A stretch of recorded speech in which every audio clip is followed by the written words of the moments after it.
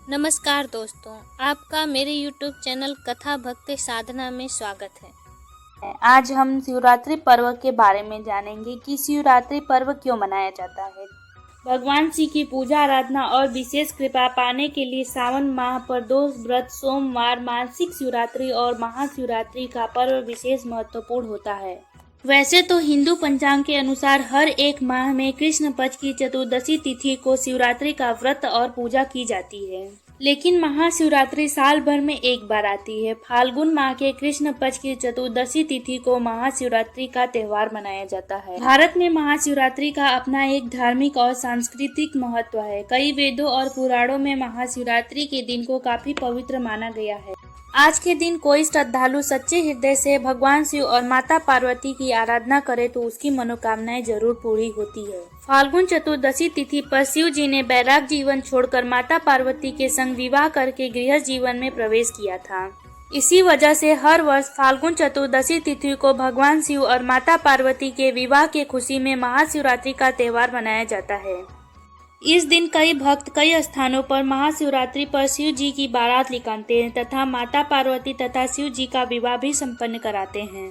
अलग अलग ग्रंथों में महाशिवरात्रि की अलग अलग मान्यताएं मानी गई हैं। शास्त्रों के अनुसार महाशिवरात्रि के दिन शिव जी पहली बार प्रकट हुए थे, शिवलिंग के रूप में प्रकट हुए थे। ऐसा शिवलिंग जिसका न तो आदि था और न ही अंत। बताया जाता है कि शिवलिंग का पता लगाने के लिए ब्रह्मा जी हंस के रूप में शिवलिंग के सबसे ऊपरी भाग को देखने की कोशिश कर रहे थे, लेकिन वह सफल नहीं हो सके।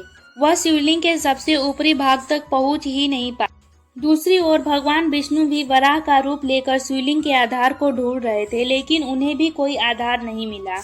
अतः ब्रह्मा जी और भगवान विष्णु ने उसी दिन भगवान शिव की विधि पूर्वक पूजा अर्चना की थी। इसी वजह से हर वर्ष महाशिवरात्रि का पर्व मनाया जाता है। महाशिवरात्रि पर्व की पौराणिक कथा के अनुसार एक बार माता पार्वती ने भगवान शिव शंकर से पूछा, ऐसा कौन सा श्रेष्ठ और सरल व्रत पूजन है जिसे करने से मृत्यु लोक के प्राणी को आपकी कृपा सरलता से प्राप्त हो। शिव जी ने माता पार्वती को शिवरात्रि व्रत के विधान बताकर यह कथा सुनाई। एक गांव में चित्रभानु नामक शिकारी रहता था। वह जानवरों की हत्या करके अपने परिवार का पालन पोषण करता था। वह एक साहूकार का कर्जदार था, लेकिन उसका ऋण समय से न चुका सका। क्रोधवश साहूकार ने शिकारी को शिव मठ में बंदी बना लिया। संयोग से उस दिन शिवरात्रि थी। शिव मठ में शिकारी ध्यानमग्न होकर शिव संबंधी धार्मिक बातें सुनता रहा। चतुर्दशी को उसने शिवरात्रि की कथा भी सुनी। संध्या होते ही साहूकार ने उसे अपने पास बुलाया और ऋण चुकाने के विषय में बात। शिकारी अगले दिन सारा ऋण देने का वचन देकर बंधन से छूट गया। अपनी दिनचर्या के भांति वह जंगल में शिकार के लिए निकला, लेकिन दिन भर से बंदी गृह में रहने के कारण भूख प्यास से व्याकुल था। शिकार करने के लिए वह एक तालाब के किनारे बेल वृक्ष पर पड़ाव डालने लगा।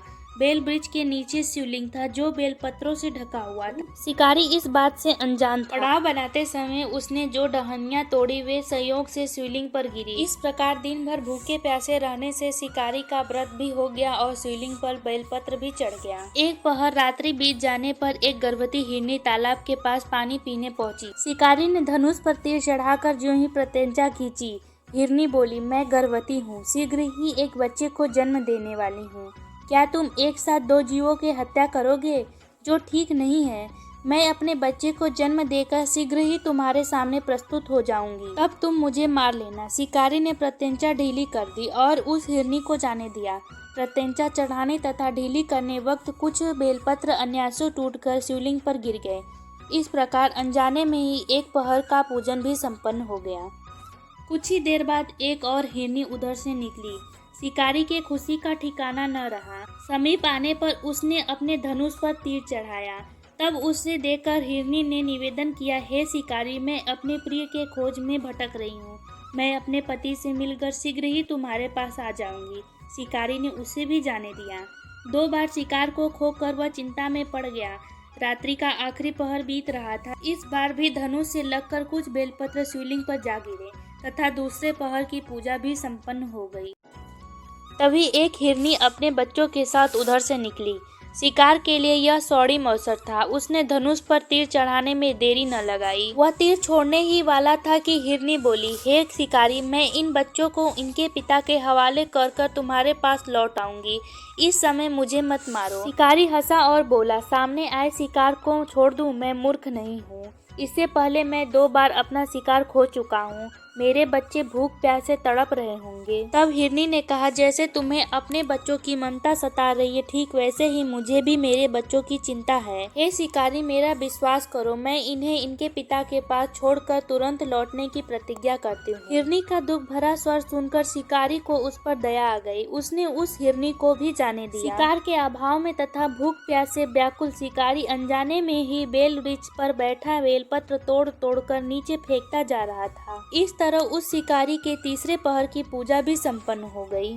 सूर्योदय के कुछ समय पहले एक हिष्ट पुष्ट हिरन उसी रास्ते पर आया। शिकारी ने सोच लिया कि अब वो इसका शिकार अवश्य करेगा। शिकारी की तनी प्रत्यंचा देखकर हिरन विनती स्वर में बोला, हे शिकारी, यदि तुमने मुझसे पूर्व आने वाली 3 हिरनियों तथा छोटे छोटे बच्चे को मार डाला तो मुझे भी मारने में विलम्ब न करो, ताकि मुझसे उनके वियोग में एक क्षण भी दुख न सहना पड़े। मैं उन हिरनियों का पति हूँ। यदि तुमने उन्हें जीवन दान दिया है तो मुझे भी कुछ क्षण का जीवन दान देने की कृपा करो। मैं उनसे मिलकर तुम्हारे पास तुरंत ही लौट आऊंगा। हिरन की बातें सुनते ही शिकारी के सामने पूरी रात का घटना चक्र घूम गया। उसने सारी कथा हिरन को सुना दी। तब हिरन ने कहा, मेरी तीनों पत्नियां जिस प्रकार प्रतिज्ञाबद्ध होकर गई हैं, मेरी मृत्यु से अपने धर्म का पालन नहीं कर पाएंगी। अंततः जैसे तुमने उन पर विश्वास करके छोड़ दिया है, वैसे ही मुझे जाने की कृपा करें। मैं उन सब के साथ तुम्हारे सामने शीघ्र ही उपस्थित होता हूँ। शिकारी ने उसे भी जाने दिया।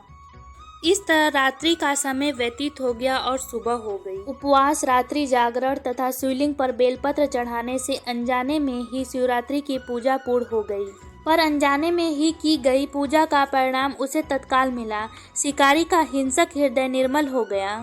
उसमें भागवत शक्ति का वास हो गया। थोड़ी ही देर बाद वह हिरन सपरिवार शिकारी के समक्ष उपस्थित हो गया ताकि वह उनका शिकार कर सके। किंतु जंगली पशुओं की ऐसी सत्यता, सात्विकता एवं सामूहिक प्रेम भावना देखकर शिकारी को बड़ी ग्लानि हुई। उसने उस हिरन को सब परिवार जीवन दान दे दिया। देवलोक से समस्त देवी देवता इस घटना को देख रहे थे। इस घटना को देखकर शंकर जी भी उससे बहुत प्रसन्न हुए तथा तत्काल ही उसे अपने दिव्य स्वरूप का दर्शन दिए और उसे सुख समृद्धि का वरदान देकर गुह नाम प्रदान। यही वह व्यक्ति था जिसके साथ भगवान श्री राम ने मित्रता की थी। कुछ दिनों बाद यमदूत उसके मृत्यु शरीर को लेने आए तो शिव गणों ने उन्हें वापस भेज दिया तथा शिकारी को शिवलोक ले गए। शिव कथा यह संदेश देती है कि शिकारी की कथा अनुसार महादेव तो अनजाने में किए गए व्रत का भी फल देते हैं, पर वास्तव में महादेव शिकारी की दया भाव से प्रसन्न हुए। अपने परिवार के कष्ट का ध्यान होते हुए भी शिकारी ने मृत परिवार को जाने दिया। यह करुणा ही उस शिकारी को उन पंडितों और पुजारियों से श्रेष्ठ बना देता है जो कि सिर्फ रात्रि जागरण, उपवास एवं दूध, दही, बेलपत्र आदि द्वारा शिव को प्रसन्न कर लेना चाहते हैं। इस कथन में सबसे महत्वपूर्ण बात यह है कि इस कथा में अनजाने में हुए पूजन पर विशेष बल दिया गया है। इसका अर्थ यह नहीं कि शिव जी किसी भी प्रकार के किए गए पूजन को स्वीकार कर लेते हैं अथवा भोलेनाथ जाने या अनजाने में हुए पूजन में भेदभाव नहीं कर सकते। वास्तव में वह शिकारी शिव पूजन नहीं कर रहा था। इसका अर्थ यह भी हुआ कि वह किसी तरह के किसी फल की कामना भी नहीं कर रहा था। उसने मृत परिवार को समय एवं जीवन दान दिया, जो कि शिव पूजन के समान है। शिव का अर्थ ही कल्याण होता है। उन प्राणियों का कल्याण करने के कारण ही वह शिव तत्व को जान पाया तथा उसका शिव जी से साक्षात्कार हुआ। परोपकार करने के लिए महाशिवरात्रि का दिवस होना भी आवश्यक नहीं है। पुराण में 4 प्रकार के शिवरात्रि पूजन का वर्णन है। मासिक शिवरात्रि, प्रथम आदि शिवरात्रि तथा महाशिवरात्रि। पुराणों में वर्णित अंतिम शिवरात्रि है नित्य शिवरात्रि। वस्तुतः प्रत्येक रात्रि ही शिवरात्रि। अगर हम उन परम कल्याणकारी आशुतोष भगवान में स्वयं को लीन कर लें तथा कल्याण मार्गों का अनुसरण करें, वही शिवरात्रि का सच्चा व्रत होता है। अगर आपको ये जानकारी पसंद आई हो तो कृपया मेरे वीडियो को लाइक कर दें और शेयर कर दें, साथ ही मेरे चैनल को सब्सक्राइब कर दें। धन्यवाद।